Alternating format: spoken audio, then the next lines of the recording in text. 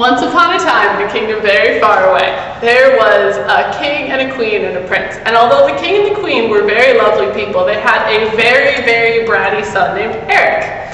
One day, Eric was riding through the forest when he saw a beautiful woman, and he was like, oh, there's a girl, I should try to have sex with her. Unfortunately, when he got off of the horse, the woman turned out to be an evil witch, and she then promptly demanded that he had sex with her, and since she was now kind of pudgy and covered with boils, Eric no longer wanted to. And because she was pudgy and full of boils, Eric no longer wanted to. But little did Eric know, Kayla had plans to take over the world. Because she was like extremely pissed because she ran out of nail polish. And she was like, what the hell, how am I supposed to do my nails? And so she's like, well, you know, I can just file them, maybe do a little of this and stuff. Then she realized she didn't have a file. So she's like, Andy, let's go to Walmart and get a new nail file. And Andy's just like, ah! And then like this giant bunny came and like stomped on him. And then they were like, what the hell?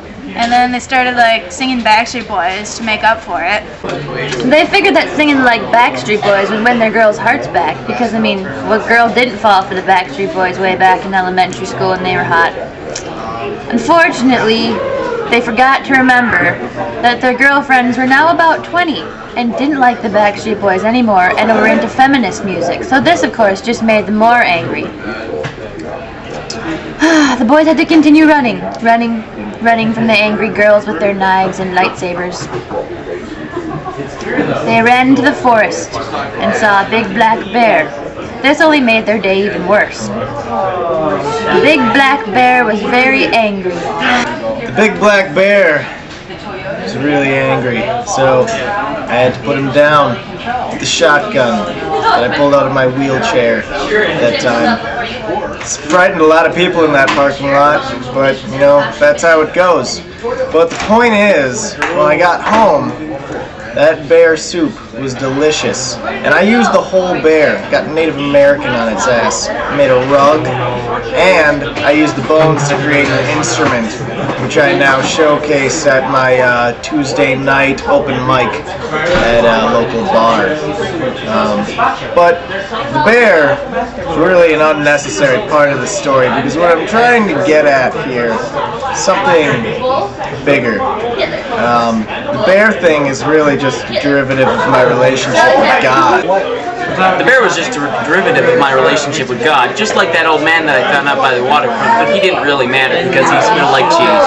But that's not the point. The point is, you never really know when life is going to end. And let me tell you, he didn't, because, well, when that train came around the bend and that moose was standing in the way, he just tried and he tried and he tried for all his might, but he could not move it. And let me tell you something right now. That moose tasted delicious, and old man steak smells like cheese. Old man steak tastes like cheese. That's what my grandpa used to say about his little problem, as my grandma used to say. There used to be bedtime capers on and off and in and out and up and down, but as the ages went on, there were little problems that happened until they invented a little purple pill. Viagra, they called it. It was amazing, but there was one side effect, and that was slight Wisconsin flavoring. There was one side effect, and that was the slight Wisconsin flavoring. Then again, what more can you expect from diarrhea-causing old men?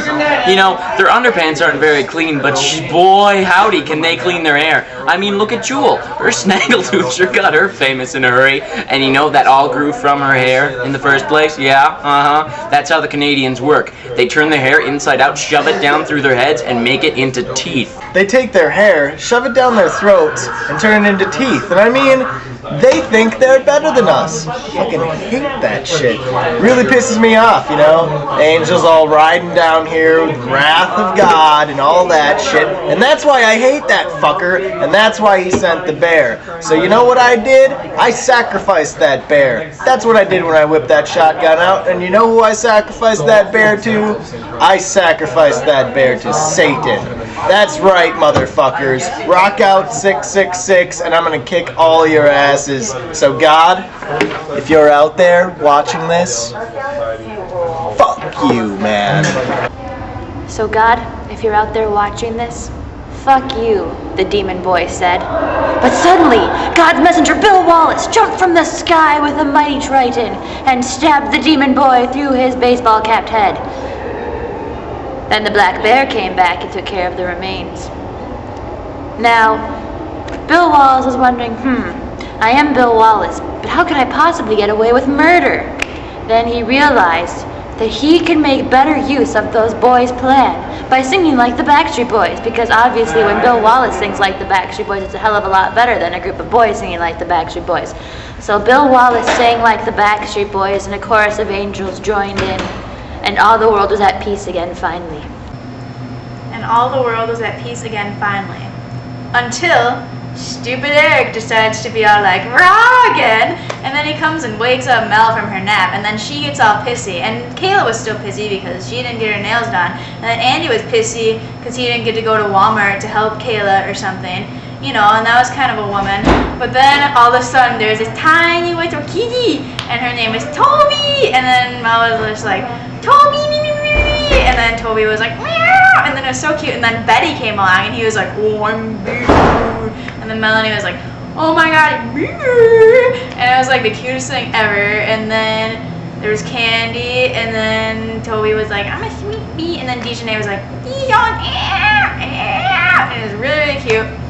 And then there's this other thing, and then it was like, So there was this thing, and it was like, and Eric was kind of confused because that was a much more positive reaction than he usually got when he had tried to have sex with old pudgy people.